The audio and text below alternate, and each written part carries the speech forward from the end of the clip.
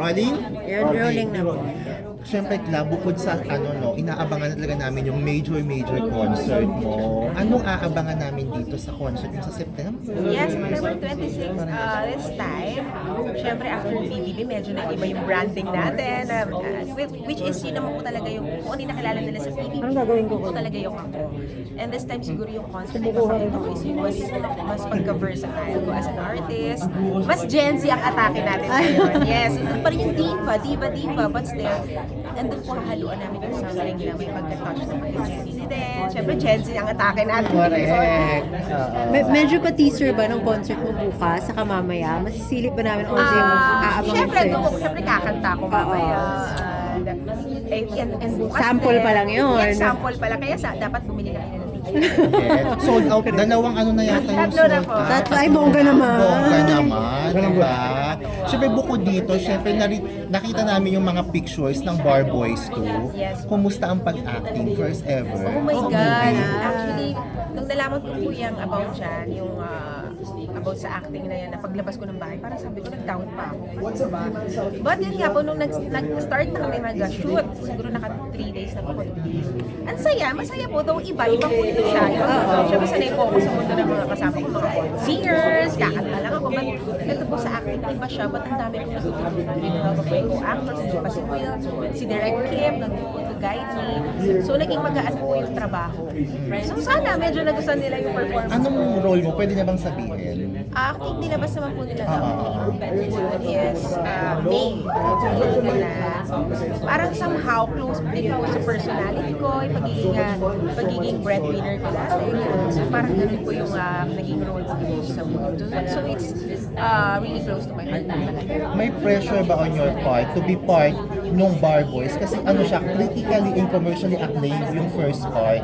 Tapos pinasok kayo and other artists for the sequel. May pressure ba? And how do you handle that? Yes po. Yung acting pa lang, yung sabihan ako na may offer sa akin na mag-acting pa lang, na-pressure ako. Ay, ako, hindi ko naman siya maarte. But yun nga, sa Bar Boys, may pressure kasi Bar Boys yun ang ibang napakagandang pelikula ko in and to be part of it, sobrang hinarap ko na lang po yung challenge and tinulungan na naman po talaga ako ng mga nila direct, lahat po ng mga nasa pro, talagang hindi nila ako pinabayaan, kaya naman medyo naging magaan po yung pag-work namin. Nag-workshop ka ba? Yes po, nag-workshop po ako. Under kay, kay direct na. Direct. Tinulungan nila ako sa role ko, o inisa-isa namin kung ano ba yung characteristic ng gagampanan kong role, kung ano ba yung dapat attack ko sa pag-arte. So, ayun po. After ba nun, parang mas ginanahan ka, okay, pwede rin ako hindi lang singer, pwede rin pala ako mag-acting. Yes po, actually, natuwa po talaga ako. Natuwa ako na mahirap siya. Siyempre, iba magkakabisado ko ng script. Biglang iba yung mood mo, pero kailangan mo umarte ng certain na emotion, kailangan mo siya ilabas. So, nakakatuwa. Ang dami ko po talaga natutunan. Ayun. Sana masundan ba? Gaano pa rin ka-excited naman tomorrow, yung collab ninyo bukas, sama-sama ulit kayo? Yes, sobrang excited Sa stage po. naman. Yes, kasi finally magkakasama ulit kami as in buo 20 housemates. I think ito na lang po. Dito na lang. Bukas na lang ulit kami mabubuo ng ganong kabuo na last po is nung big night. So bukas po, wala pang pressure. Wala nang competition. Kumbaga, doon kami perform magbigay ng magandang show po sa mga manonood sa atin. Kasama niyo na yung fans. So excited kami po. Feeling namin magiging celebration ng mga success ng bawat isa sa atin. Speaking of fans and mga Pinoy, inaabangan ka nila sa ASAP England. Yes, opo. Yun nga po. Lagi ka namang madalas kasama sa mga ASAP Yes. International. Pero what makes this special? Sobrang special po itong magiging ASAP England natin kasi this time.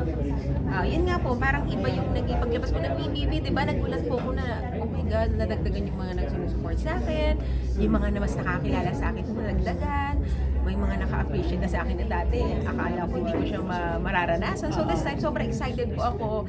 And sana nanonood sila ng PBB. Mga fans mo sa England. Yes, sobrang excited po ako na mag-perform sa mga kababayan po natin sa England. Kaming lahat.